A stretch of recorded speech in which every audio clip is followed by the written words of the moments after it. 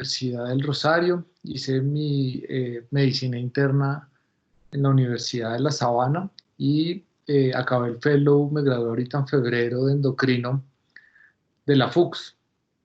Entonces estuve hablando con la doctora Mora que pues esta parte siempre me ha gustado como dar charlas y me comentó que me dijo que hablara con Hugo, entonces me parece súper chévere tener esta posibilidad de compartir un poco hoy va a ser un poco más como de la vida, eh, pero la idea es que empecemos a revisar cosas como tal de endocrino y empecemos a mirar un poco de cosas. Esta primera gráfica o esta primera foto es una foto que se tomó de la NASA, que se llama el planeta en la noche, que son varias fotos realmente, porque pues obviamente toca unir varias fotos para quedar, y así quedó la imagen. Y lo que yo quiero mostrarles es, si ustedes ven la parte de Sudamérica, lo que ellos describían, esta es una foto viejita, es como del 2000, lo que ellos dicen es que en las partes donde hay luz es porque hay futuro desde el punto de vista de ciencia, ¿sí?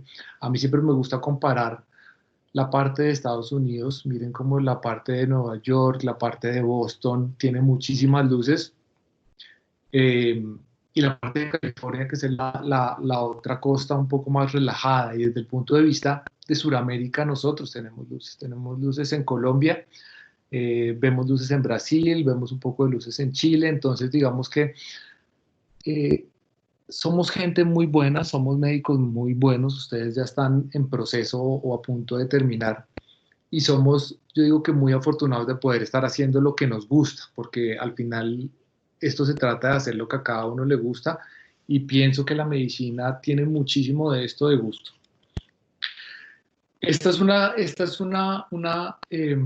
El número que saqué el día de hoy, esto es un número del 2018 desde el punto de vista de todos los médicos del país versus sobre la población, en donde lo que describe es que somos un grupo súper pequeño, el 0,1%. Somos, obviamente, yo sé que a ustedes les falta un poquitín, pero ya dentro de poco van a estar dentro de ese 0,1%. Entonces es muy importante, siéntanse orgullosos, eh, porque este es el trabajo, como ustedes se dan cuenta en medicina, al final del día este es el trabajo de cada uno, llegar hasta donde, y pueden llegar hasta donde cada uno de ustedes pueda llegar, ¿sí? Esto es como la frase grande de lo que yo he aprendido durante medicina y durante mi formación. Si alguno de ustedes quiere hablar, quiere hacer una pregunta, pues no tengo ningún inconveniente, me pueden preguntar ahorita o al final. La disciplina tarde o temprano vencerá la inteligencia. Y yo he tenido la fortuna de estudiar y de hacer medicina interna, que fue lo que yo desde pequeño siempre quise ser médico, iba a ser cardiólogo realmente. Eh, pero cuando estaba en medicina interna y hice mi rotación de cardiología, perdí el amor para la cardiología y encontré la endocrinología. Entonces, eh, esto ha sido lo que me ha llevado a ser médico del Rosario, internista de la Sabana y endocrinólogo de la FUCS. Es pura disciplina porque realmente yo tengo muy claro que mi capacidad y mi inteligencia no es nada diferente a la de ninguna otra persona, sino que tengo disciplina, realmente. Y creo que ese ha sido el diferenciador grande, como les digo, tengo un amigo que sí es brillante, que está en Boston del Rosario, se fue becado a hacer radiología a Boston, y él era el brillante, él era el que no estudiaba, el que llegaba a la casa y leía media hora y le iba súper bien en los exámenes. A mí siempre me tocó a punta de disciplina, disciplina, disciplina, y creo que es así como nos toca a la gran mayoría de nosotros. Hoy quiero hablarles de salud. Esta es una charla para la cuadré, traté de cuadrarla para estudiantes de medicina, pero en general es como para el público porque quiero decirles como tres pilares y quiero dejarles tres mensajes eh, para que ustedes tengan en cuenta. Entonces, lo primero es que el pilar fundamental para una vida plena es la salud. Y aquí viene la definición de cada uno desde el punto de vista de qué es una vida plena. Cuando uno está estudiante de medicina o cuando, digamos que devolviéndonos y cuando yo era estudiante de medicina, en ese momento una vida plena era que le fuera a uno bien y lograr la meta de ser médico y después de hacer la especialización y después de hacer la otra especialización, porque uno está muy enfocado en que queremos estudiar y más si están todos los que les gusta medicina interna, pues la idea es que todos pasen y que todos hagan medicina interna y que todos sean internistas. Entonces, para poder cumplir nuestras metas tenemos que estar bien nosotros, ¿sí? Y esta es una gráfica, esto es algo que aprendí yo cuando estaba en el colegio, eh, pero hasta hace un par de años realmente fue que le di la importancia que tenía. Esta es una historia que les voy a contar y les voy a hacer la pregunta, el que quiera responder para que abra el micrófono y me cuente su respuesta y después la charlamos todos. Entonces, imagínense que están en vacaciones, ahorita que están en vacaciones, imagínense que pudieran viajar y cogen este barquito y van con toda su familia, eh, mamá, papá, abuelos, primos, tíos, va todo el mundo, novia, novio, el perrito, la mascota, todo el mundo va, pero todos son conocidos de ustedes. Y va todo muy bien, como ustedes ven, está todo súper, un buen viaje, unas buenas cosas. Ay, espérenme, ¿nos ha cambiado la imagen? Hugo, si quieres, abre tu micrófono y charlamos. No, que todavía se sigue viendo la primera parte, que es el mapa ¿En con las serio? No lo luces. puedo creer. Bueno, listo, espérame, miro entonces a ver qué fue lo que pasó. Tal, Devolvamos acá. tal vez si apaga la cámara, el internet se vuelve un poquito más rápido. Listo, espérame No porque estoy incómodo. Y ahora no tengo. acaba de cambiar a la imagen del barco en el mar. Listo, espérame, entonces me voy a devolver y a ver, porque no tengo ni idea qué habrá pasado, la verdad. Ahora cambió al mapa. Ay, ¿qué cambió? ¿Ahí cambió? Al mapa. Está en el mapa. Sí, señor. Ahorita en este No, momento está en el mapa. entonces miremos. A ver, hagámosla por acá porque creo que no nos funcionó esto. Esperen un minuto, yo quiero ver algo.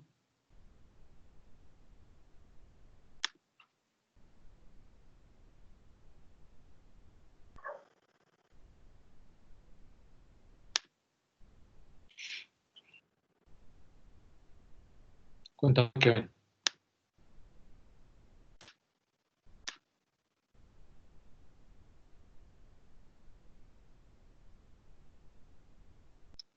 No, espérame un minuto.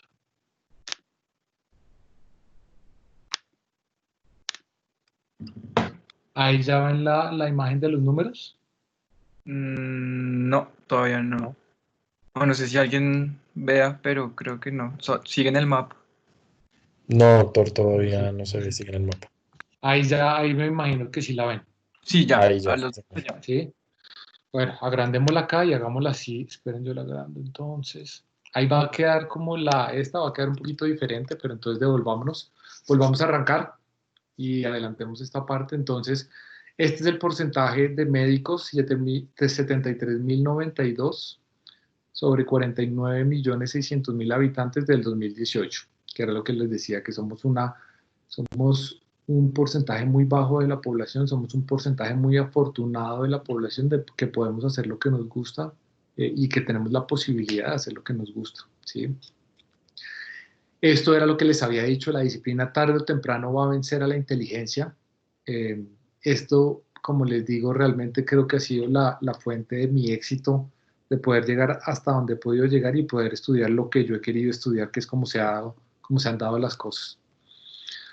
Vamos a hablar hoy de salud, como les dije, un poquito de todo, y el pilar fundamental para una vida plena es la salud. Entonces, volvamos a la parte del barquito. Esta es la parte del barquito. Van entonces con toda la familia, están en el barquito, eh, novia, novio, hermanos, papás, tíos, abuelos, todo el mundo. Pero de repente pasa esto. Entonces el barquito eh, empieza a sufrir desde el punto de vista de que miren el mar como está, las cosas se ponen muy complicadas y eh, digamos que se cumple hay que cumplir una cosa, y es que de todas las personas con las que ustedes están, solo pueden salvar una persona.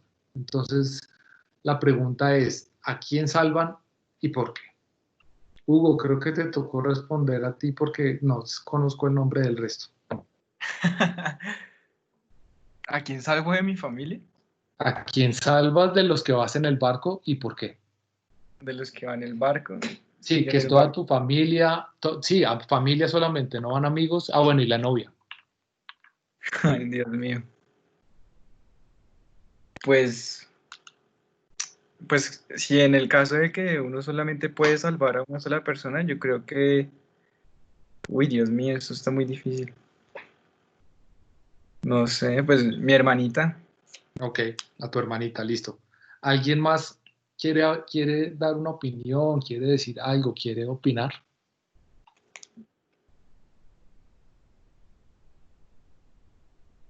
¿Nadie más? Ok. Esta, Perdón, dime. yo quisiera ahí añadir que ahí entra el concepto de la ética utilitarista, ¿no?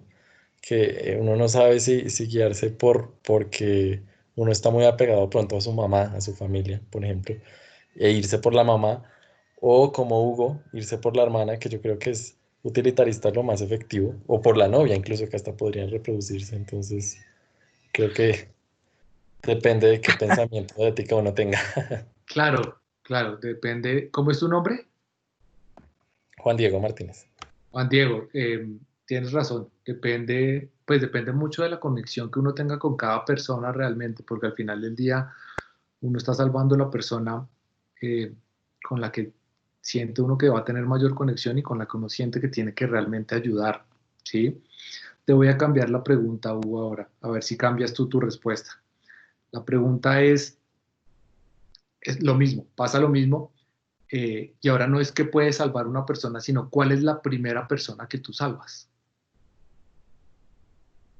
Uy, pues es que no sé, eso también depende de la vulnerabilidad de las personas en el en el barquito, o sea, como Claro, de la situación como tal. Entonces, a quien claro, vea yo, pero tú conoces tu familia, tú debes decir, por ejemplo, si, pues no quiero meterme mucho en tu familia, pero por ejemplo, si fuera mi caso y yo digo, voy con mis abuelitos, pues uno dice, son población mayor, probablemente ellos van a ser los más vulnerables, pero mi pregunta ahí es, ¿a quién salvarías primero? yo creo que a mi mamá, o sí, a quien vea peor, como mi mamá o mi papá, el que esté más Listo, tu sí, mamá o tu algo así. papá, listo, súper válido. Les hago la misma pregunta al resto. La primera era si podías salvar a una persona, ¿a quién salvarías? Y ahora es, ¿a quién salvarían de primero?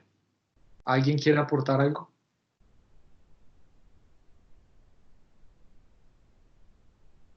Listo. Entonces, esta pregunta me la hicieron a mí cuando yo tenía como 12 años y me dijeron después lo que les voy a decir ahorita y hasta hace un par de años lo entendí, hace un par de años en la residencia, creo que fue cuando lo entendí de medicina interna. Entonces, lo que nos decían es, sí, mire, la primera persona, si tiene una persona para salvar y si la primera y si solo hay una primera persona para, bueno, tengo una persona para salvar o cuál es la primera persona para salvar. Nos decían la primera persona que deben salvar es ustedes mismos. ¿Listo? ¿Por qué? Porque si ustedes están salvados, pueden ponerse a rescatar o pueden salvar al resto de las personas. Yo realmente en mi momento fui como Hugo y dije que a mi mamá, que era la persona que iba a salvar, pero después con los años empieza uno a entender de que la prioridad debe ser uno. Si uno está bien, muchas de las cosas van a estar bien y es lo que quiero dejarles hoy como parte de los mensajes. Este es un psicólogo canadiense, muy bueno, tiene un libro buenísimo, se los recomiendo y se lo pueden leer, eh, que una de las reglas que él da es trátate a ti mismo como si fueras alguien que depende de ti. ¿Listo? Usualmente nosotros nos dejamos de últimos, aún más en la medicina, aún más cuando uno empieza a turnear y todo eso. ¿Listo? Entonces vamos a mirar el primer pilar que quiero recomendarles yo hoy como estudiantes de medicina. Este pilar tiene una definición desde el punto de vista del hindú que dice que es un estado periódico y natural durante el cual la conciencia del mundo se suspende. Esa es la definición. ¿Alguien sabe qué es esto?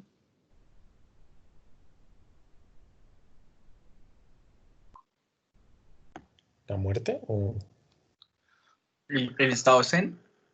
No, la muerte no. Pues algunos desde el punto de vista romántico lo comparan a la muerte, pero realmente, como les digo, vamos a hablar un poquito de salud. Entonces es el sueño. ¿Listo? Vamos a hablar del sueño, empecemos a hablar un poquito del sueño.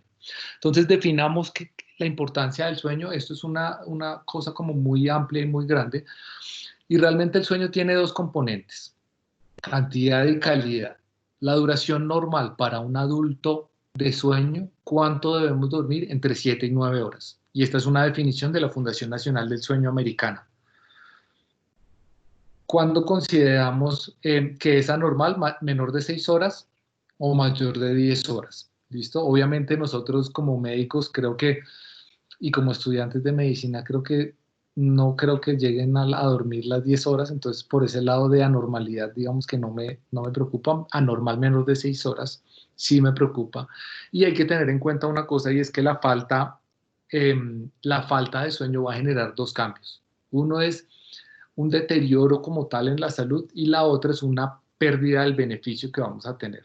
¿Listo? Entonces, esto es súper importante. Anormal menor de 6 horas, porque tengan en cuenta cuánto duermen ustedes normalmente cuando están estudiando un montón, cuando están turneando, cuánto están durmiendo ustedes. Obviamente son menos de 6 horas. Creo que a todos nos tocó en los turnos dormir 1 hora, si acaso, a veces sigue uno derecho. Cuando está uno en parciales, usualmente son 2, 3 horas. Yo tengo súper claro, eh, un parcial de morfología cuando estaba estudiando medicina, que dormí 1 hora. Y creo que fue el peor, fue el peor parcial, o mi peor nota en todo el pregrado de medicina. Y aquí quiero definirles una cosa, y es la deuda del sueño. ¿Listo? Teóricamente, como les estaba diciendo, entonces el promedio está alrededor de las 8 horas para que tenemos que dormir. Y digamos que yo duermo 6 horas, se genera una deuda del sueño. ¿Qué quiere decir esto? Ustedes mañana no almuerzan por X o Y motivo, en la noche llegan y cenan su comida, y ya el hambre se fue, hambre curado, ya eso está resuelto. Con el sueño, digamos que hoy durmieron ustedes 6 horas, mañana duermen sus 8 horas, que es lo que deberían de dormir, no queda resuelto, se va a generar una cosa que se llama deuda del sueño. ¿Listo? Entonces, si tenemos una semana en la cual están durmiendo 6 horas, al final de los 7 días, pues 6 por 7, 42, van a estar debiendo 42 horas de sueño. Entonces, esta es la importancia, y por eso este gráfico desde el punto de vista de deuda del sueño.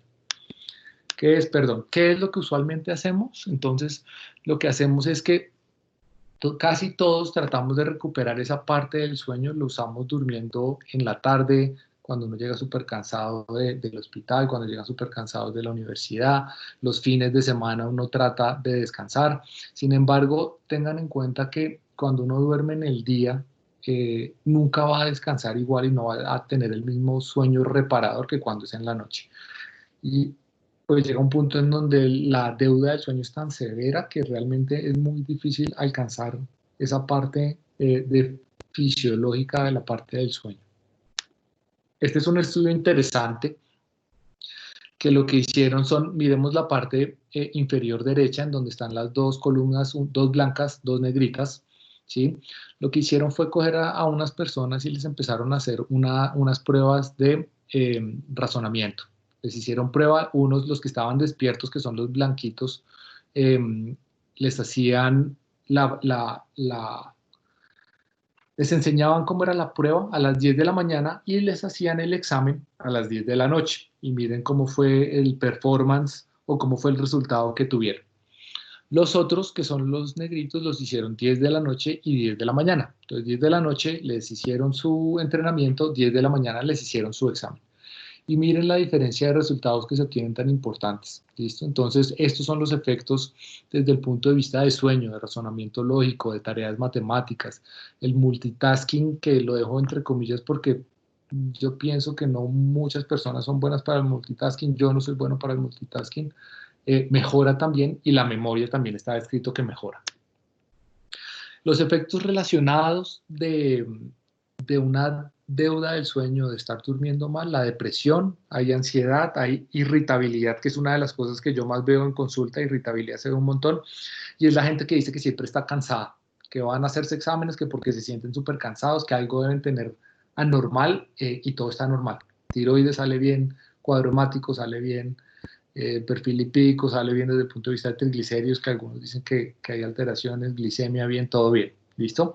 ¿Cuándo se pueden llegar a normalizar? Obviamente este normalizar lo pongo así porque depende de cuál es la deuda del sueño, pero en general se normalizan después de 8 horas de sueño. Entonces es como una noche adicional que uno de estudiante de medicina y de residente realmente no tiene. Realmente no tiene. Y este es el problema que también, digamos, uno es el rendimiento académico, lo otro son las alteraciones que ve uno desde el punto de vista de las relaciones que tienen cada uno, y otros este tipo de riesgos que tienen durante nuestra residencia. Cuando yo era residente tuvimos un amigo que se estrelló, se fue contra un andén y le dio la vuelta al carro, porque hacíamos turnos súper largos. Y son los microsueños durante las actividades, que esto se va a ver cuando uno está muy cansado y cuando tiene una deuda de sueño alta, se ve o en la mañana, apenas sale uno que va para el camino para el hospital, o en la noche cuando está uno ya devolviéndose, en la tarde noche cuando está uno devolviéndose, ahí es cuando más riesgo de microsueños hay.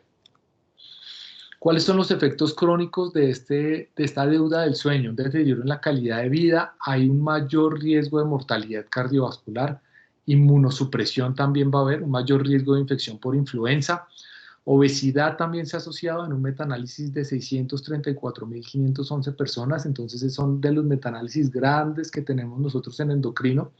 Hay resistencia a la insulina porque hay alteración desde el punto de vista de cortisol.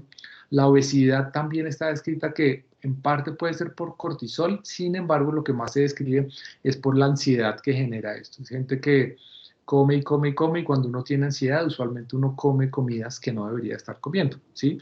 Y mayor enfermedad, mayor riesgo de enfermedad psiquiátrica, es lo otro que vamos a ver. ¿Listo? ¿Qué es lo que pasa cuando uno no duerme entonces? Este es el artículo, bueno, ustedes están muy jóvenes, pero este es un artículo, uno de los artículos que fue súper como dado a conocer, salió en noticias y salió en todo lado y todo el mundo lo conoce, desde el punto de vista de que la privación moderada de sueño va a producir alteraciones como si hubiera similares a los que hubiera cuando hay intoxicación por alcohol. ¿Listo?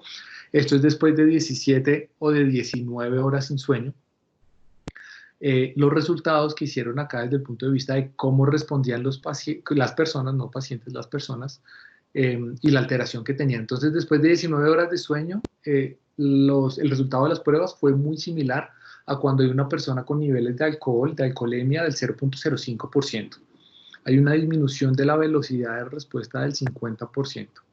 Y más de 19 horas sin sueño se comporta como un nivel de alcoholemia de 0.1.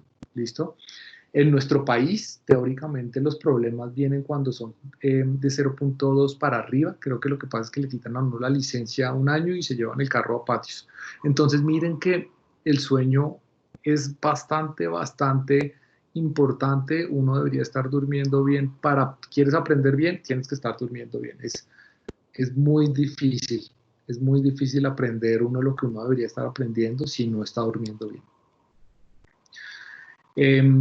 Este es uno de los estudios que les quise traer de metaanálisis de insomnio y riesgo cardiovascular. En este estudio definían insomnio como la dificultad para iniciar o mantener el sueño, o la sensación de tener un sueño no restaurador, porque aquí también se entra una patología que es el SAOS, entonces también estaría ahí relacionado.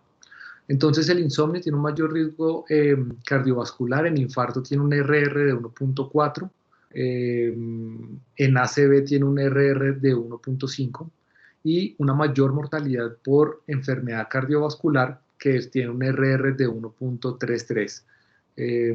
¿Ustedes saben bien qué es el RR? Pues, profe, yo creo que hay gente que está en básicas, Sí, valdría la claro, pena.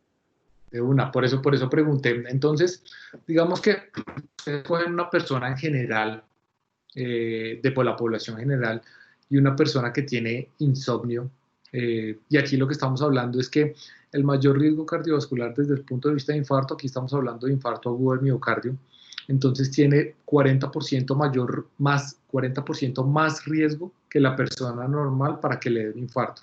Tiene 50% más riesgo de que le dé un ACV. Algunos dicen que es 1.5 veces el riesgo, partiendo de que una persona que no cumple el insomnio tiene un riesgo de 1, ¿sí? y la mayor mortalidad por enfermedad cardiovascular es un 33%. Entonces son cosas que son importantes, que son interesantes, que hay que tener en cuenta. Esto es lo que nos pasa mucho desde el punto de vista de cómo es nuestro sueño. Nos la pasamos despiertos y ya cuando va a sonar la alarma, ahí es que nos dormimos. Espérenme, yo minimizo esto porque aquí tengo una cosa detrás que es lo que yo les quiero mostrar. Y son, digamos que, las recomendaciones que uno debería de tener desde el punto de vista del sueño. Hay como un set de reglas de sueño que se llama higiene del sueño, que es lo que uno debería tener en cuenta. Entonces, súper importante, porque estamos hablando de lo malo, pero entonces nos toca hablar de cómo mejoramos ese hábito del sueño. Número 1, horario de ir a dormir y de despertar. Ellos describen que inclusive fines de semana, inclusive en vacaciones, uno debería tener cuadrado su hora de dormir y su hora de despertar. ¿Listo? No ruidos fuertes 2 horas antes de la hora de dormir. ¿Sí? Ejercicio todos los días. El ejercicio idealmente debería hacerse en la mañana porque hay gente que cuando hace el ejercicio en la noche queda muy activa y le da insomnio, entonces ahí no hacemos nada. Luces amarillas, las luces blancas deberían estar en los sitios donde estamos leyendo, donde estamos estudiando, porque generan una activación del cerebro. Luz amarilla, entre comillas, le dicen al cerebro que es hora de descansar. No pantallas por lo menos 30 minutos antes de su hora de dormir. Y si te despiertas, no las debes usar, porque lo que pasa es que uno se despierta y empieza a mirar cuánto le falta para que suene la alarma. ¿Sí? En el momento en que uno mira el celular, estas pantallas producen una luz azul y lo que generan son unos cambios desde el punto de vista de sueño y vigilia que se traducen en que le están diciendo a su cerebro que ya es de día, que se despierte. Entonces le dicen al cerebro que se despierte, uno dice, todavía me quedan 3 horas de sueño, no me coge el sueño, vuelvo y miro la hora y genera un círculo vicioso en el que uno se queda toda la noche y realmente no duermes. Evitar el tabaquismo, que pues obviamente yo espero que ninguno fume, y evitar estimulantes en la noche, por lo menos 4 a 6 horas antes, no café. Algunos dicen que no té, porque el café obviamente tiene la cafeína, el té tiene el primo chiquito, digo yo, que es la teína. Y en cuanto a alcohol, ¿cómo se debería manejar eso? Porque uno siempre dice, pues a veces uno queda fundido con el alcohol, pero entonces hay estudios que lo que están mostrando es que a cualquier tipo de dosis, así sea un vino, hay reducción del sueño REM, que el sueño REM es parte del sueño reparador que uno va a tener, y hay un retraso en el primer episodio del sueño REM. Entonces se describe también una latencia de sueño que es más corta. Esto quiere decir que con el alcohol uno sí se duerme más rápido, pero no hay calidad de sueño y hay una alteración en la arquitectura del sueño. Entonces duermes, entre comillas, más tiempo, te duermes súper rápido, pero no descansas, no es un sueño reparador. La otra cosa que, pues esto lo hablo yo en general, pero creo que es difícil para uno estudiando medicina, es el power nap, que debería ser en las tardes, entre 10 y 20 minutos. Nunca debería sobrepasar los 30 minutos. Esto lo hace uno yo pienso que esto lo hace uno en básicas, ya cuando está en el hospital es bastante complicado, a veces puede uno hacer su power nap, y esto también muchas veces, yo como lo veo, es que cuando tienes que hacer un power nap, habla mucho de la deuda de sueño que vamos a hablar. Esta es otra de las cosas que siempre he considerado yo: si tomas responsabilidad de tu vida, vas a poder empezar a cambiarla. Tenemos que ser responsables y ser conscientes de que todas nuestras acciones, sean buenas o sean malas, van a tener consecuencias. Entonces, en todo tenemos que ser congruentes, tenemos que ser responsables y tenemos que tomar las riendas de nuestra vida, especialmente en medicina, que desde tan chiquito entra uno a hacer cosas muy importantes y que definen la vida de muchísima gente. Lo otro es comer bien, ¿listo? Entonces vamos a hablar. Ya hablamos de la importancia de dormir bien. Hablemos de cuál es la importancia de comer bien. Para mí, ¿qué es comer bien? Es ser feliz con el tipo de comida que uno está consumiendo y que esta no te lleve a un deterioro de salud, ¿sí? Súper importante el desayuno, la comida más importante del día, se asocia a control de peso, disminuye el riesgo de obesidad. Hay estudios que describen que la gente que no desayuna tiene mayor riesgo de obesidad, y esto está asociado usualmente con la ansiedad y con el hambre que le da a uno. Y cuando a uno anda en la calle, pues uno no opta por la opción más saludable, sino usualmente uno come o ingiere comidas ultraprocesadas, y esto genera pues una mayor cantidad de calorías, que al final del día es lo que va a generar la ganancia de peso. Hay una mejoría de la capacidad cognitiva, disminuye el riesgo de depresión y hay un mayor efecto termogénico en la mañana en comparación con la noche. ¿Qué quiere decir esto de efecto termogénico? Los alimentos tienen una cosa que se llama el efecto termogénico. ¿Qué esto qué quiere decir? ¿Cuánto de la comida que yo estoy consumiendo se está gastando como tal para digerir esa misma comida? ¿Sí? El mayor efecto termogénico está con las proteínas. Cuando uno consume proteínas, el 15% de las calorías se gastan únicamente en la digestión y en la absorción de esa proteína. Y se ha visto que eh, el desayuno tiene un mayor efecto termogénico en comparación con la noche. Por eso es que teóricamente uno debería comerse un súper desayuno, un almuerzo decente y una cena más bien ligera. Entonces, aquí empecemos a ver este estudio, que este es uno de los estudios importantes. Hay un montón de gente que se va a hacer ejercicio en ayuno, que porque así quema más grasa. De eso no hay estudios. O pues hay estudios, pero ninguno comprueba eso de que si uno se va a hacer desayuno, de si uno se va a hacer ejercicio, perdón, sin haber desayunado, que uno queme más. Y este es un estudio que me parece muy interesante porque habla de que hay una disminución del rendimiento físico en aquellas personas que no desayunan antes de la actividad física. Eso no aplica tanto para nosotros. Sin embargo, yo sí quiero decirles que cuando yo estaba estudiando medicina, sábados y domingos muy temprano, era mi día de hacer ejercicio, porque entre semana obviamente era bastante complicado. La dieta basada en plantas, yo pienso que hacia allá es donde se debería dirigir todo. Yo la verdad no soy ni vegetariano ni vegano, soy amante de la carne, trato de consumir un montón de plantas, de frutas y verduras, porque sé el beneficio que tienen. Pero digamos que aquí lo que yo quería traerles hoy era como qué es lo que está escrito en la literatura, no lo que yo hago, ¿sí? Entonces la dieta basada en plantas se ha asociado a una disminución de riesgo de sobrepeso y obesidad, menor riesgo de diabetes, menor riesgo de cáncer colorectal, tiroides y CA de mama, también se ha visto esto, un menor riesgo de eventos cardiovasculares y obviamente hay un control adecuado del perfil lipídico.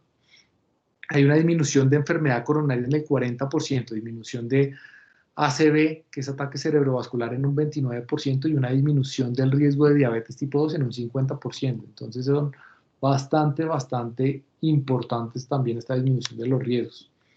Además de esto, cuando se asocian en ejercicio, este fue un estudio a 12 semanas, que lo que mostraban era mejoría en depresión y en ansiedad, disminución de la sensación de fatiga, disminución de la sensación de dolor en general y disminución del insomnio también. Entonces aquí los empezamos a ver ligados esa otra parte.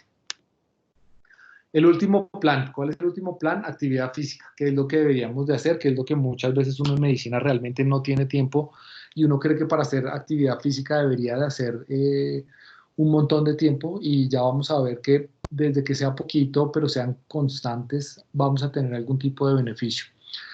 Claro, uno mira las recomendaciones y si dicen mínimo 150 minutos, idealmente 300 minutos a la semana, de los cuales deberían ser 2 días a la semana por lo menos de actividad muscular, de desarrollar masa muscular, y no te sientes tanto tiempo, es lo otro que nos recomiendan. Creo que cuando uno está de estudiante en el hospital, pues uno realmente no se sienta mucho porque está pasando la ronda, tiene que ir a ver exámenes, tiene que hacer un montón de cosas, entonces nosotros usualmente no es que estemos muy sentados en el hospital. Estas dos cosas que están aquí abajo, la banda amarilla y el TRX, ese es mi gimnasio. Y más ahorita en este estado de encierro, este es el gimnasio que yo tengo aquí en la casa, entreno todos los días, trato de entrenar todos los días 1 hora, por lo menos sé que 6 días a la semana sí lo hago, usualmente un día descanso. Y empecemos a revisar entonces cuáles son los beneficios: el menor riesgo de enfermedades metabólicas, el menor riesgo de cáncer, mayor longevidad, menor riesgo de insomnio. Entonces miren que estos tres pilares están muy relacionados: duerme bien, come bien y hace un poco de ejercicio, ¿sí?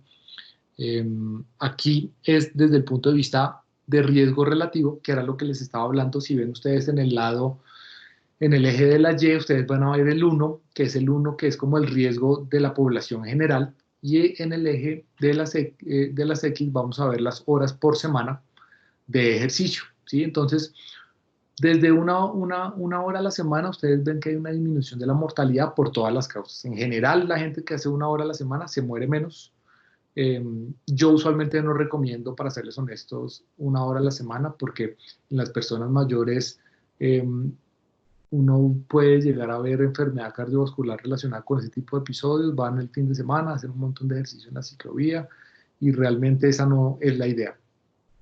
Pero sí quiero que miren que a medida que uno va aumentando las horas por semana, entre 2 y 3, hay una disminución del riesgo de diabetes, una disminución del riesgo de fractura de cadera. Si ustedes siguen 3 horas por semana, entonces tenemos disminución de enfermedad coronaria, de ACV, un poquitín más disminución de depresión y de demencia.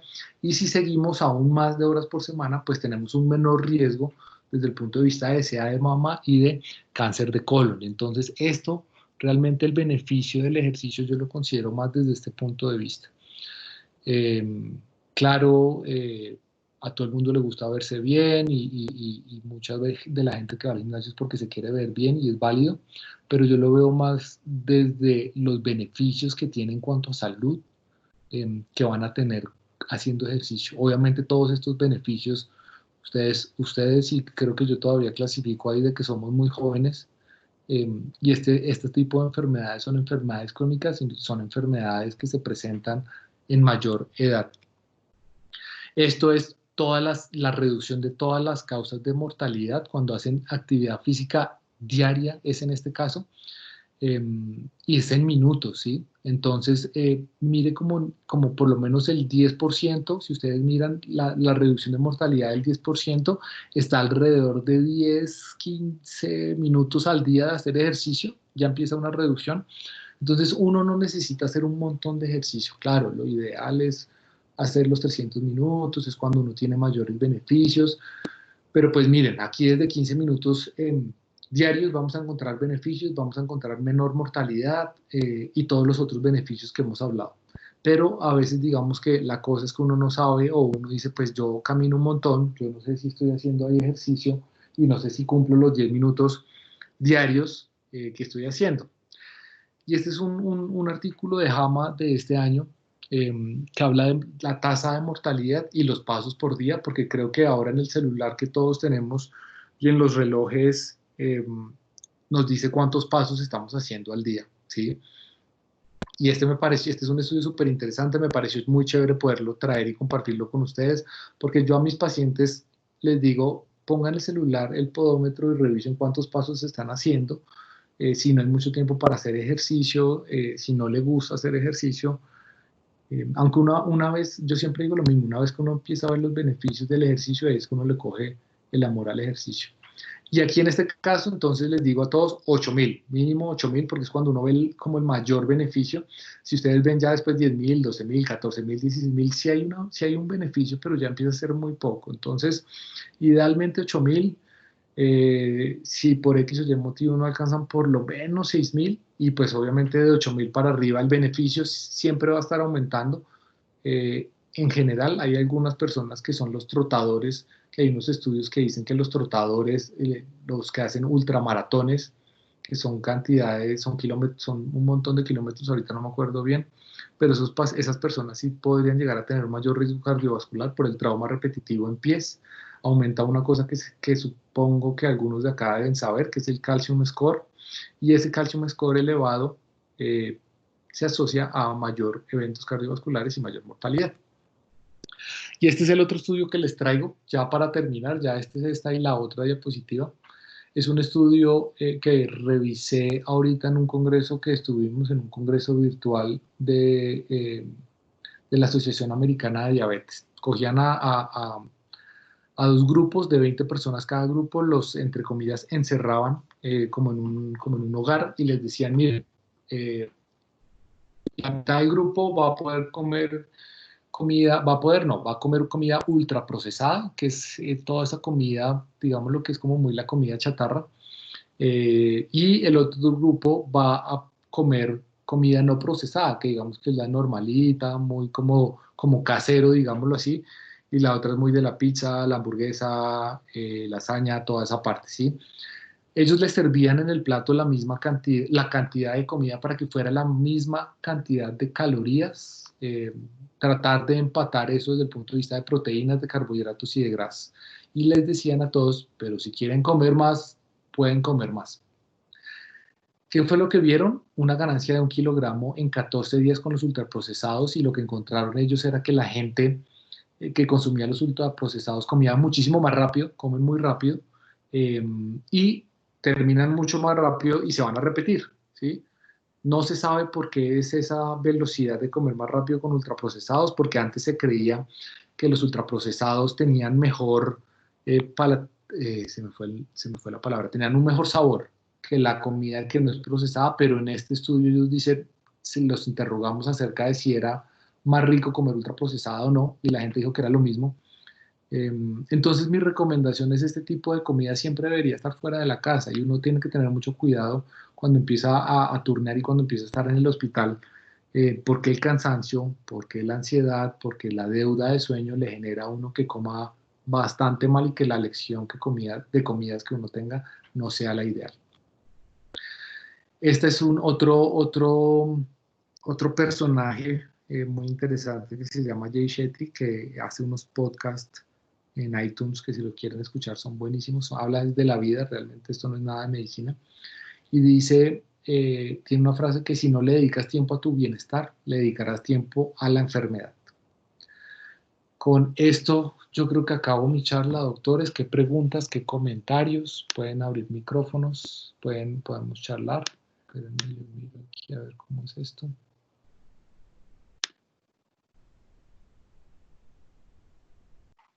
Profe, yo tengo una duda con respecto al sueño. O sea, Sí. últimamente, pues,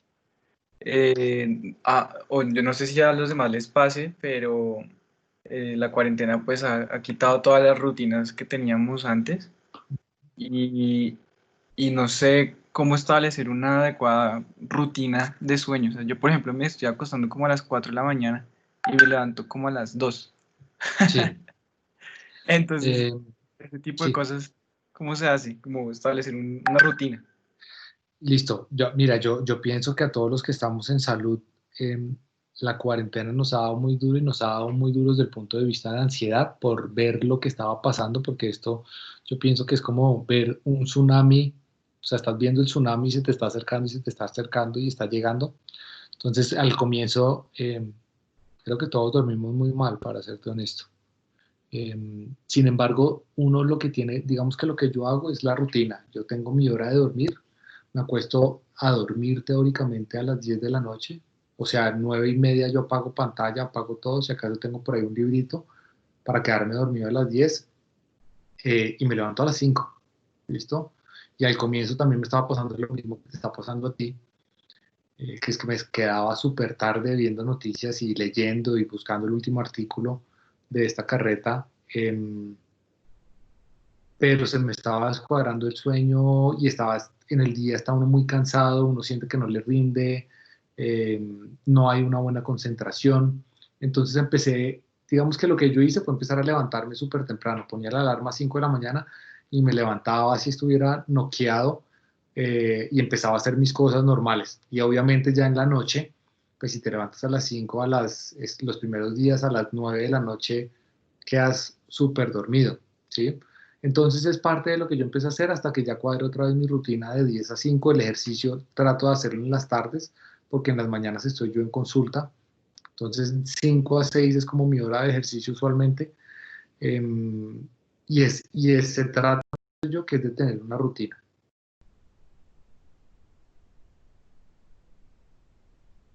Listo, doctor, muchas gracias. En el chat, el doctor Jason Patarroyo pregunta, no sé si él quiere abrir el micrófono o si quiere yo se la leo.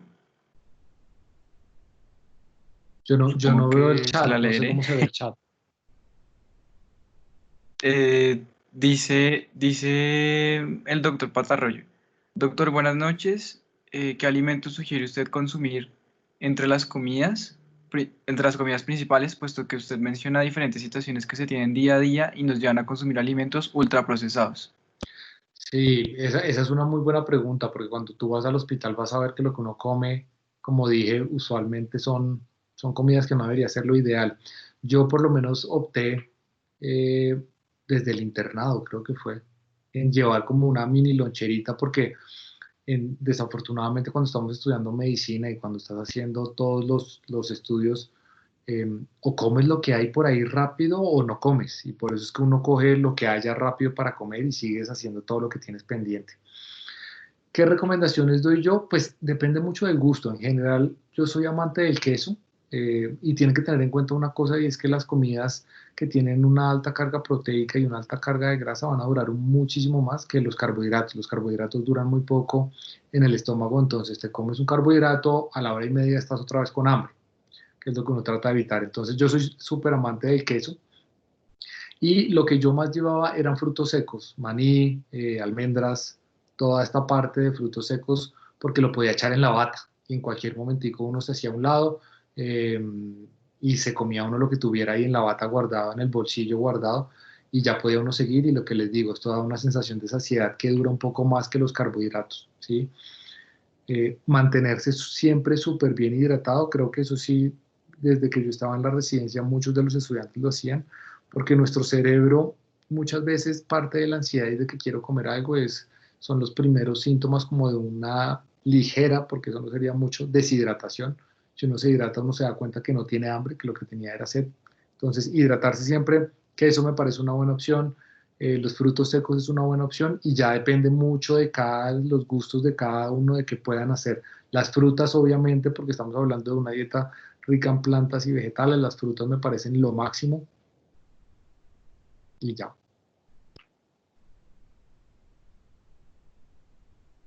Gracias, doctor. El doctor Nicolás Granados tiene la manito levantada, entonces creo que vamos por orden. Esto es una plataforma bien chévere. Entonces no sé si Nicolás quiere abrir el micrófono. Hola, buenas noches.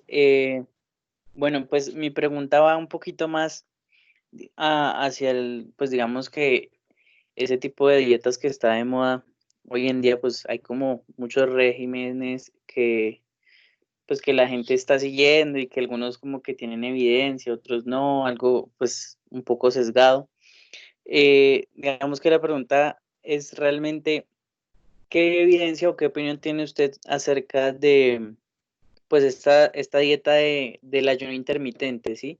Pues digamos que como que han salido algunos estudios y pues no sé, usted como tal que es realmente pues el que sabe de estos temas metabólicos, ¿cómo ve este tipo de dieta? Eh, Me parece buenísima tu pregunta. Me parece muy interesante que les guste esta parte de la dieta, porque es algo que uno no sabe. Yo, como les digo, cuando estaba en medicina, uno comía muy mal hasta que uno empieza medio a leer y a interesarse por este tipo de temas, y es que ahí uno cambia un montón de cosas. Entonces, hablemos desde el punto de vista de recomendaciones dietarias. Usualmente recomendaciones dietarias pues van muy encaminadas, por lo menos en mi práctica clínica, a pacientes que tienen sobrepeso o obesidad. Entonces todo el mundo me dice, doctor, la dieta cetogénica, el ayuno intermitente, como tú dices, ¿cuál es la mejor? Y los estudios desde el punto de vista de peso, no hay una dieta ideal. No hay una dieta que yo te diga, mira, haz esta dieta y fijo te va a ir bien, y fijo vas a bajar un montón, y esta es la que te va a cambiar la vida, porque la dieta va muy relacionada con la adherencia. Entonces, ¿qué es lo que dicen los últimos estudios? Mire cómo es su paciente, eh, coméntele cuáles son como las dietas disponibles, y mire cuál cree usted con su paciente negociando que va a ser la mayor adherencia, porque al final del día, si uno es adherente, ahí es cuando vas a bajar. Hay un estudio, Nicolás, te cuento, que es algo que me llegó a mí al corazón, porque era algo que yo hacía cuando estaba estudiando medicina, y es de eso que dice, es que yo me cuido en la comida y como bien de lunes a viernes, y sábado y domingo me descuido un poquitín. ¿Qué era lo que ellos veían? Que los sábados y los domingos se comía tan mal, que eran tantas las calorías, que lo que habías hecho de lunes a viernes, entre comillas, lo borrabas sábado y domingo, ¿sí? Entonces, como les digo, no hay una dieta perfecta, lo que uno busca es adherencia. Listo, yéndome a tu pregunta, ¿qué es el ayuno intermitente? ¿Cuál es mi opinión? Mi opinión es que si te sirve y si consideras que el ayuno intermitente es una opción, es súper válido. Desde el punto de vista de disminución de peso, eh, digamos que la reducción de peso al final del día, siendo súper simplista, que a mí no me gusta como irnos mucho a eso, es cuántas calorías estás consumiendo y cuántas calorías estás gastando.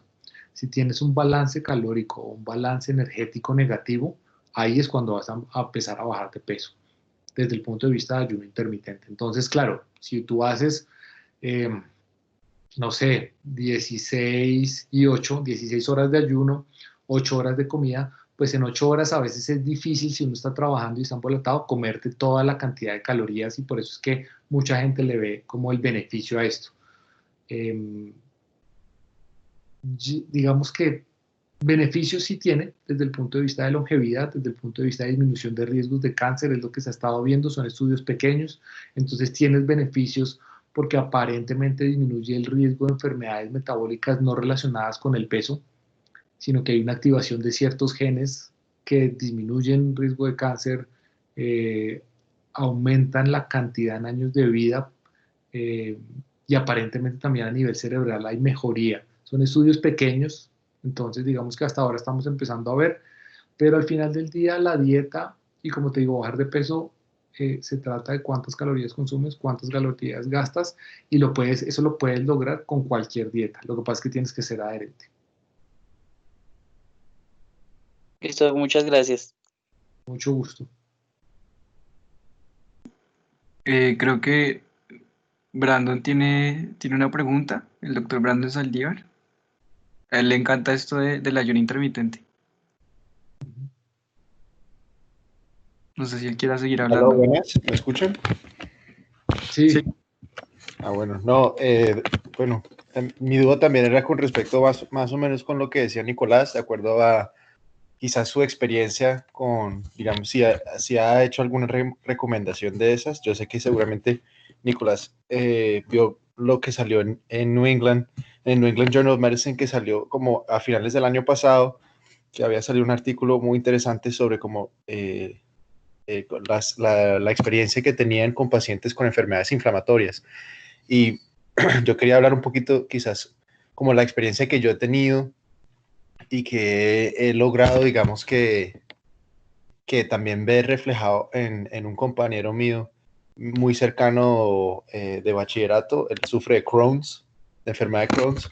Y bueno, decidimos él y yo como hacer la prueba de cómo nos iba con el ayuno intermitente. Yo no tengo comorbilidades, no sufro ninguna enfermedad, pero digamos que pues para acompañar en el proceso y eso, decidimos hacerlo y bueno, yo quiero decir que hay personas que están no hechas para hacerlo, sino que tienen que como que adherirse bien. Es como cualquier tratamiento, adherirse bien a las reglas, porque se ha visto que las personas que intentan hacer este tipo de régimen después sufren de atracones, digamos que en esas 8 horas, yo justo hago esa de que es como alimentación restringida por tiempo, que así como el doctor dijo es 16-8, la hago generalmente 5 días a la semana, pero intento hacerla 7, y hay días que, o sea, uno tiene que como disciplinarse, porque quiere comer demasiado en algunos momentos y ese no es el punto. El punto es, como dijo el doctor, mantenerse en un déficit calórico. Es muy importante que pues cualquiera de ustedes, si algún día quiere, pues se puede hacer una charla sobre esto, pero desarrollar básicamente el conocimiento de cómo se debe tener una dieta saludable, cómo deben estar distribuidos sus macronutrientes, sus micronutrientes, son cosas muy importantes.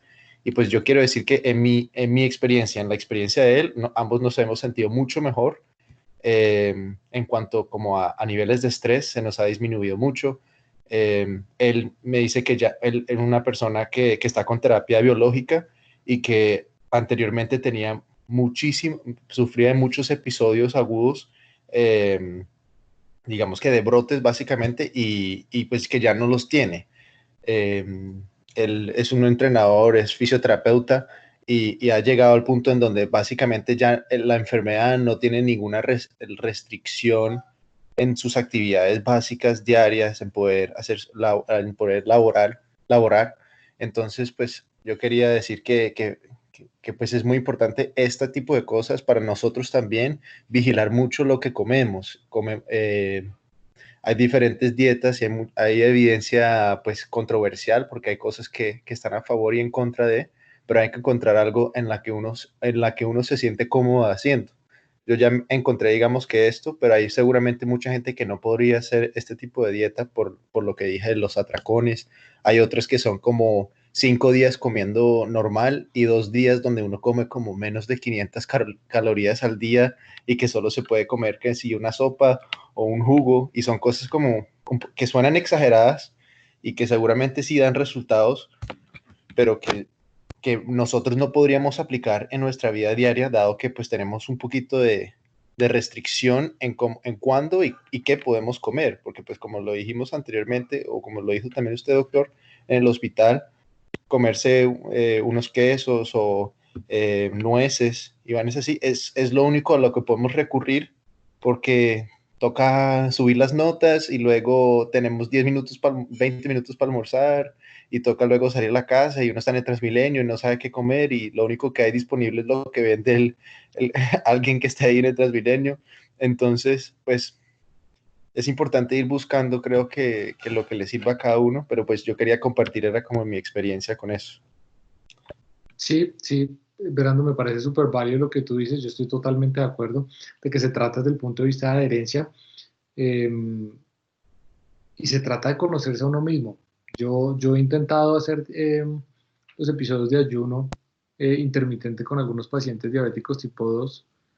No nos ha ido bien porque tienen mucha ansiedad, entonces en las horas que van a comer, pues quieren acabar con la comida del mundo y pues tampoco es la idea. Tiene que haber mucha fuerza como de voluntad. Eh, sí, realmente esa es como mi experiencia que he tenido. A mí no me ha ido muy bien con el ayuno intermitente en los diabéticos tipo 2.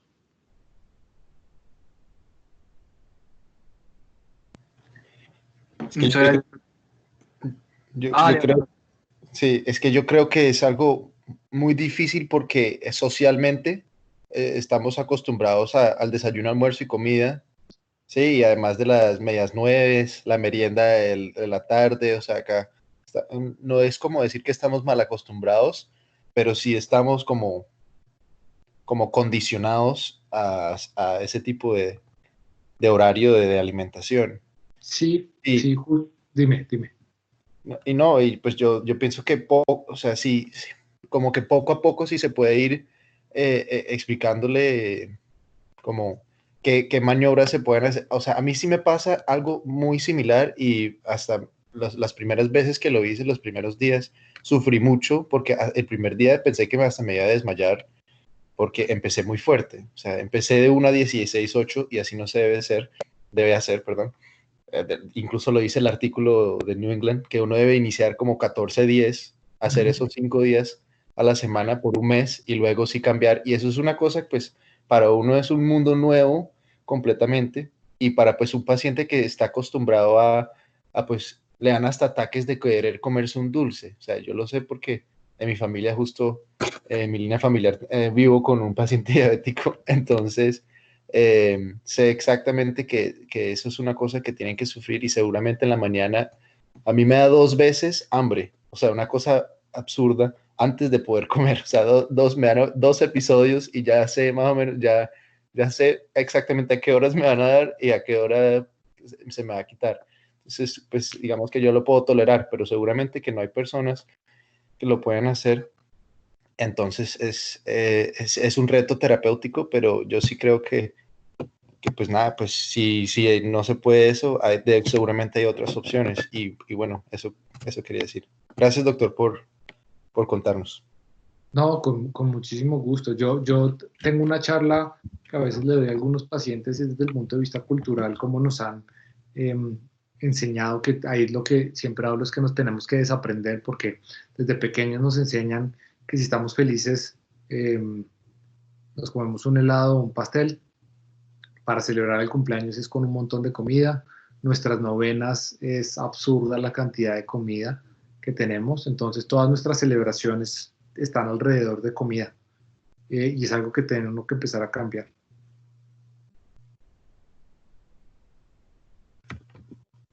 Sí, doctor, de acuerdo. Y bueno, todos los demás datos súper interesantes y muy útiles. Muchas gracias, doctor, de verdad, por compartirnos todo esto. Creo que alguien más tenía una pregunta, creo que Juan Diego. Sí, Juan Di habla.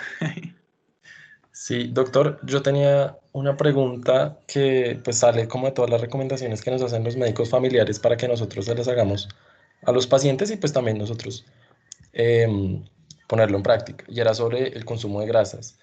Pues básicamente lo que nos dicen es que se deben consumir las grasas que no sean grasas trans, o sea, se pueden consumir todas las grasas cis y lo ideal es que se consuma. Pero por ejemplo, a la hora de uno recomendarle a un paciente de cómo cocine sus alimentos, por ejemplo, si debe utilizar aceite de origen vegetal o si debe utilizar preferiblemente aceite de origen animal, que era la recomendación que nos daban, la mantequilla de origen de vaca o de cerdo era lo ideal.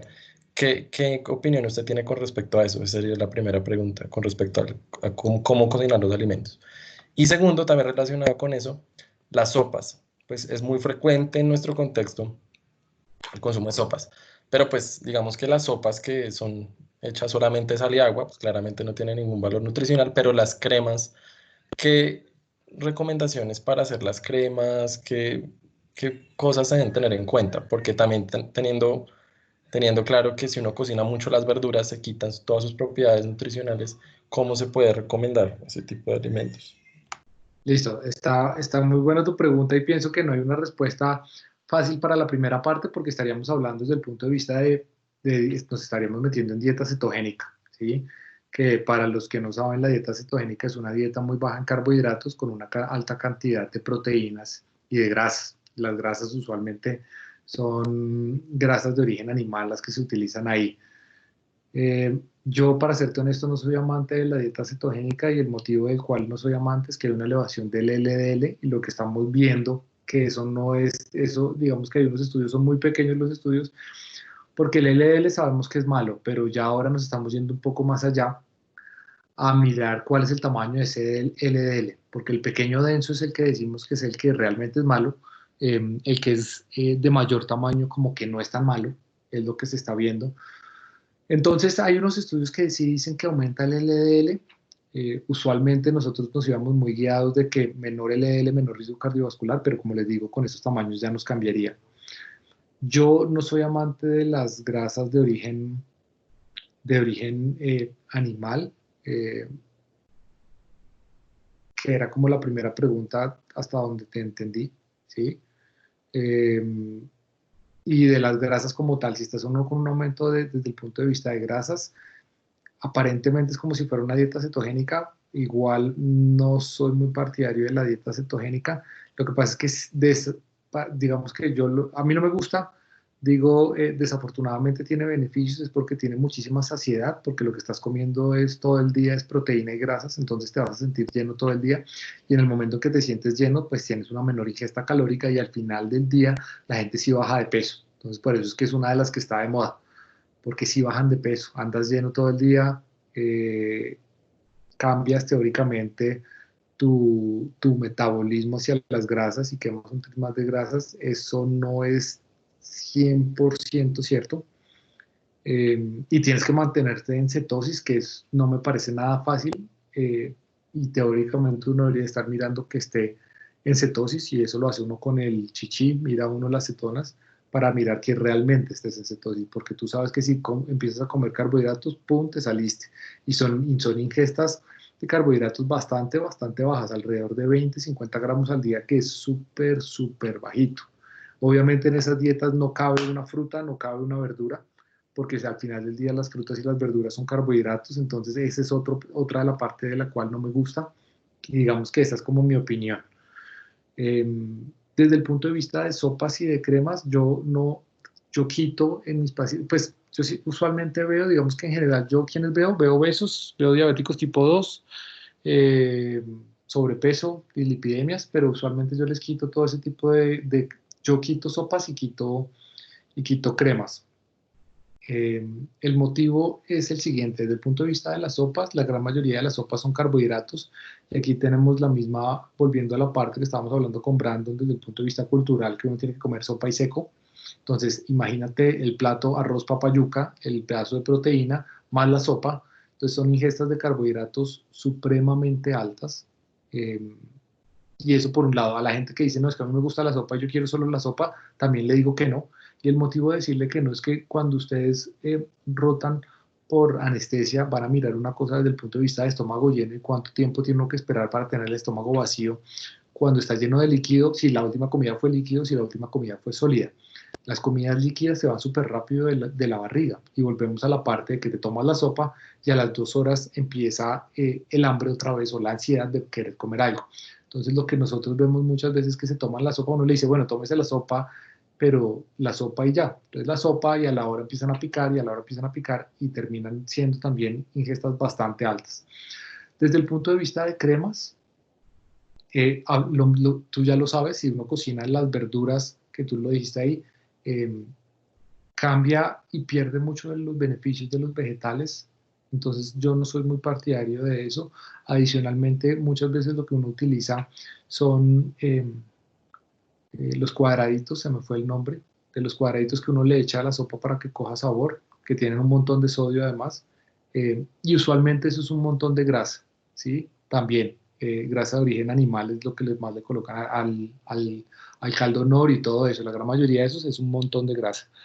Entonces ese es el motivo por el cual no soy muy amante eh, de ese tipo de alimentos. Lo que uno ve también, porque ahí estaríamos hablando también en otro contexto, es que uno licúa mucho, por ejemplo, la crema de verduras, lo que hace es licuar todo. Y hay estudios, los estudios están especialmente hechos con jugos, porque parte de lo que yo quito también son jugos en este grupo de pacientes. El motivo de quitar los jugos es que cuando tú licúas, mucha de la fibra de las frutas se pierde y mucha de la sensación de saciedad también con los jugos se pierde. Tú te tomas el jugo, quedas lleno y volvemos a la carreta de que a la hora y media ya estás otra vez con hambre.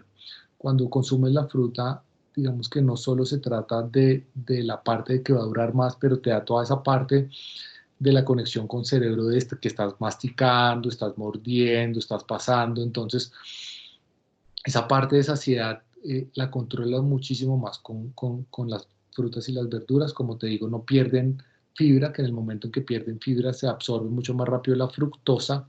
Y hay unos casos que se han visto, hay algunos estudios que dicen que podría llegar a aumentar la incidencia de hígado graso por la fructosa. Perfecto, doctor, muchas gracias.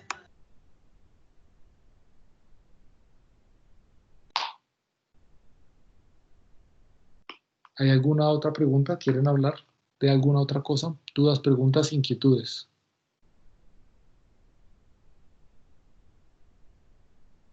Sí, Doc, buenos días, buenas noches, perdón.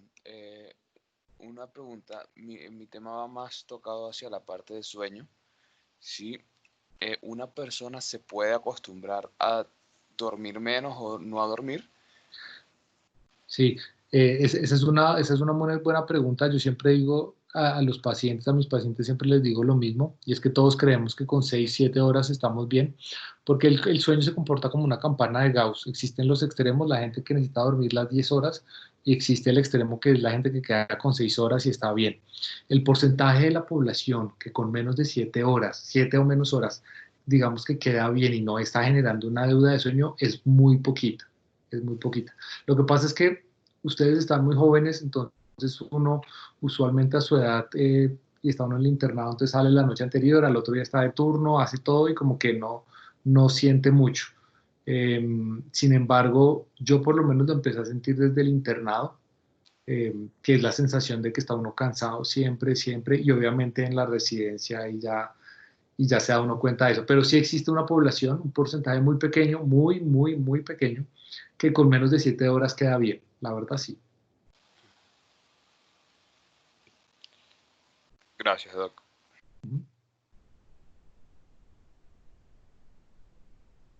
Ese porcentaje, si no estoy mal, está menos del 5% de la población queda bien con eso. Entonces, existen, pero muy poquitos.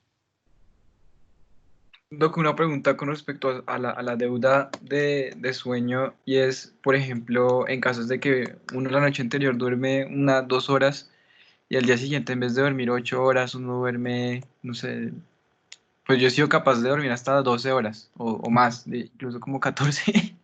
Sí. Ahí eso no se puede compensar, ¿no? Ahí no compensa nada. No, sí compensa si lo estás haciendo en la noche. Lo que pasa es que acuérdate que el sueño tiene el componente de cantidad y de calidad. Entonces, calidad, estamos hablando de cuántos episodios de sueño REM tienes, que es en el que no sabemos, o por lo menos yo no sé, ya eso será estudios del sueño, de cómo se maneja esa parte. Yo me enfoco más en la parte de cantidad, pero lo que se ve es que si estás haciendo, digamos que así, los episodios de 14 horas y al otro día porque estás durmiendo pocas horas, teóricamente sí recuperas. Parte de lo que uno ve es que hay un montón de gente que recupera sueño los fines de semana, que es la gente que el fin de semana, más o menos el domingo, se lo pasan durmiendo todo el día y sí recuperan. Lo que pasa es que cuando son deudas de 2, 3 horas diarias entre una semana, pues llegas al viernes y debes 10 horas, debes 12 horas, entonces ahí es cuando es muy difícil empezar a recuperar esa deuda de sueño que tienes, y por más de que duermas, va a ser muy difícil. Y hay una cosa que hay que tener en cuenta ahí, es que el sueño en el día no va a ser tan reparador como el sueño de la noche. Ah, listo, doctor, muchísimas gracias.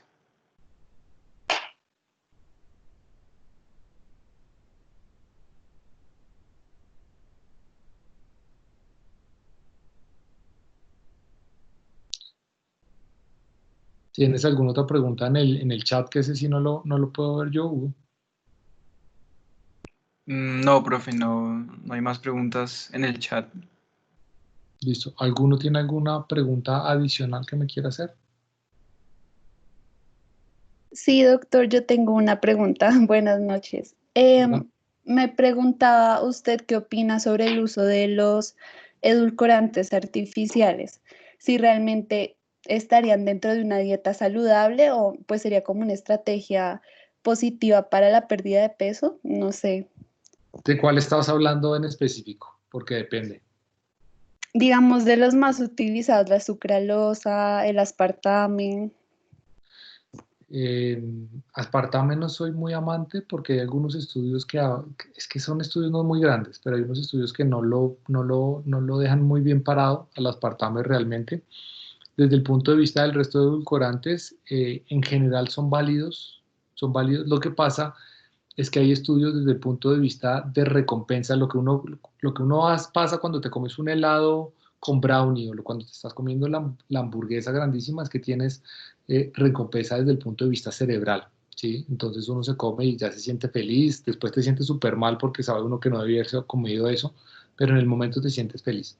Lo que pasa con los edulcorantes es que para llegar a esa sensación de felicidad tienes que comer más. Entonces lo que muchos pacientes les pasa, y esto no es solo de pacientes, sino que esto sí lo he leído en artículos, es que consumen más. Entonces, por ejemplo, no sé, te comes una tostada de esas de arroz, y le echas algún tipo de edulcorante encima para que te sepa rico en alguna eh, mantequilla de maní, con ese tipo de sustancias, y antes te comías una y le echabas era azúcar, por ejemplo, o la mantequilla de maní normalita que trae un montón de azúcar, y ya después encontraste la mantequilla de maní light, que tiene algún tipo de edulcorante, y ya no te comes una, sino que te comes tres, porque te tienes que comer tres para llegar a esa misma sensación eh, que te daba la una que era de antes de azúcar. Entonces, yo lo que siempre les digo es, se los valgo, no tengo ningún problema,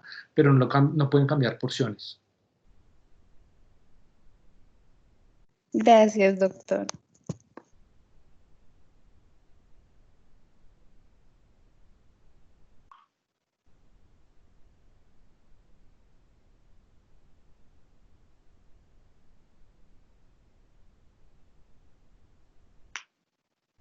¿Tienen alguna otra pregunta?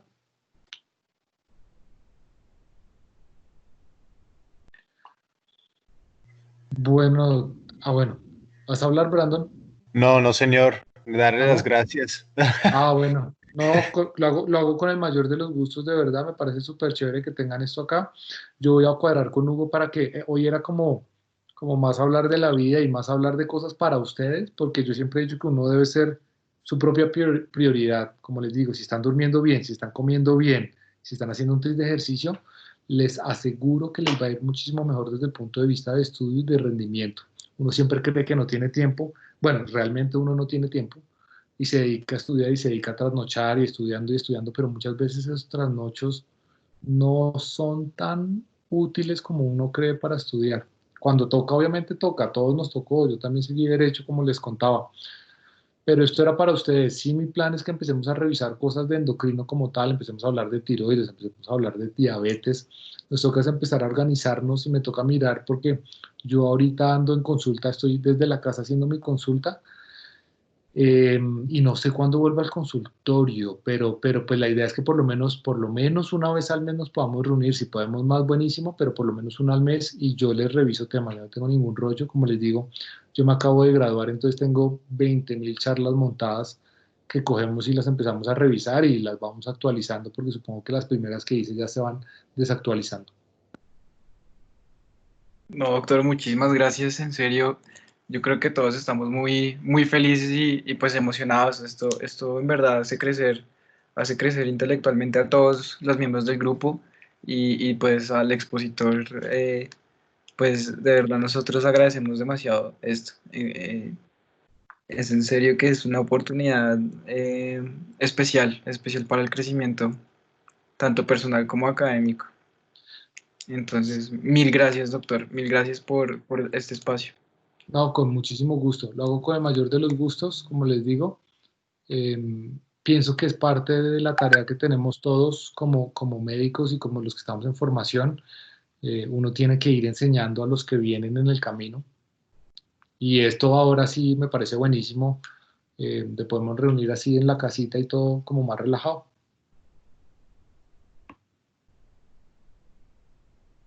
Sí, profe. De verdad, muchas gracias. Juan Diego y yo habíamos hecho una charla de tiroides hace ¿Así? mucho tiempo, al principio. Chévere. Pues Sí, sí, mira, hicimos sí, dime, Sí, profe. No, no, no, ¿hicieron qué? tranquilo. Ah, bueno, porque, a ver, Hicimos yo te digo, un caso clínico. acá, espérame, yo hago cuentas, porque si quieres cuadramos de una vez la otra. Sí, y podemos empezar a hablar de tiroides, podemos empezar a hablar de hipotiroidismo.